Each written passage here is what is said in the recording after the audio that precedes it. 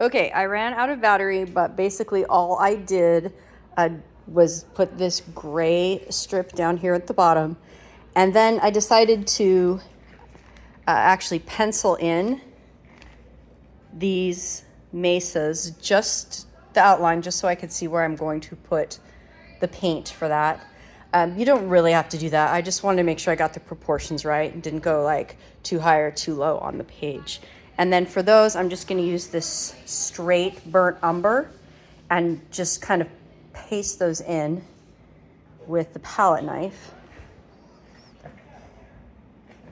Probably the center one first. And then I'm going to go back and add, there's little bits of different color and some streaks in there, but I just want to get this,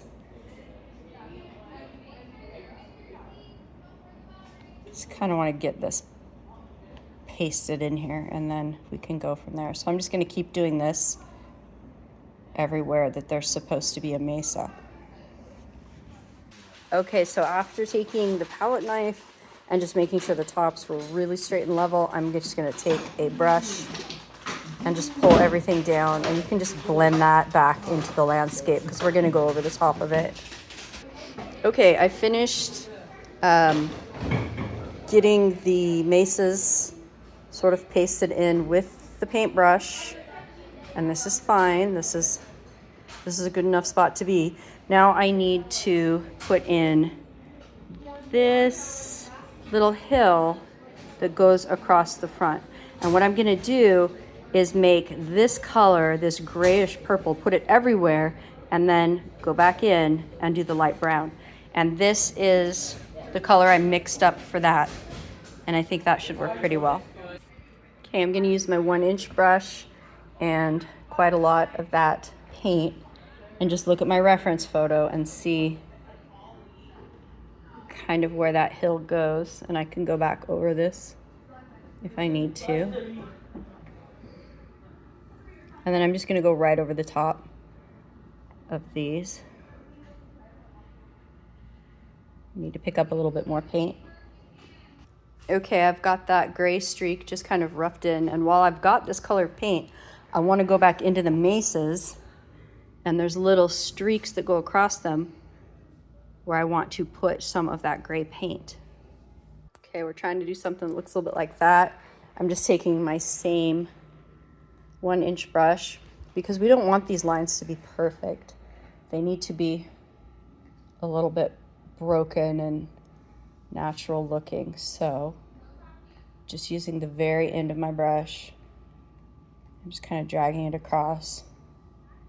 And then you do want the lines in one mesa to be parallel or even with the lines in the other, because this is where, geologically speaking, this is where they all kind of formed together.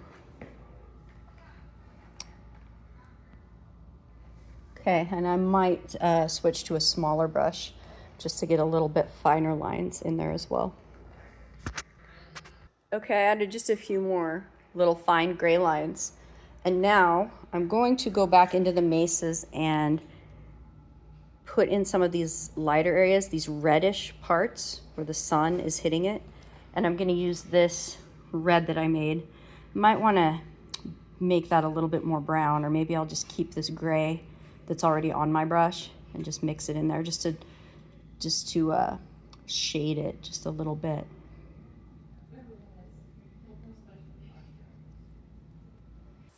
Okay, I added a few splotches of red to indicate where the sun is hitting.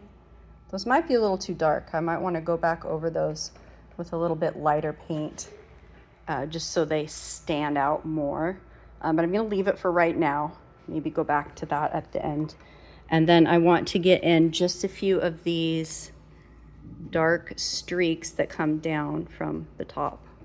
Okay, for those dark streaks, I already did my mesas pretty dark. I probably should have done them lighter, but because they're so dark, I'm gonna have to use almost black paint to get those cracks and streaks in there. So what real artists, good artists do, including Renaissance painters and Bob Ross, to get black, they don't use black, they use this dark blue and then this like burnt umber or burnt sienna, whatever really dark brown you have, and you mix those together. And the result looks black. It's not truly black, but it's so dark that it works well for black, and it's a little bit richer and a little bit more subtle than a black straight out of the tube. So I'll get this all mixed together, and then I will show you how I'm going to apply that to those areas. Okay, so there is my paint. I've already conditioned my brush by dipping it in some water, and I'm just gonna kind of twirl it around in there so I get the paint on all sides, about that much.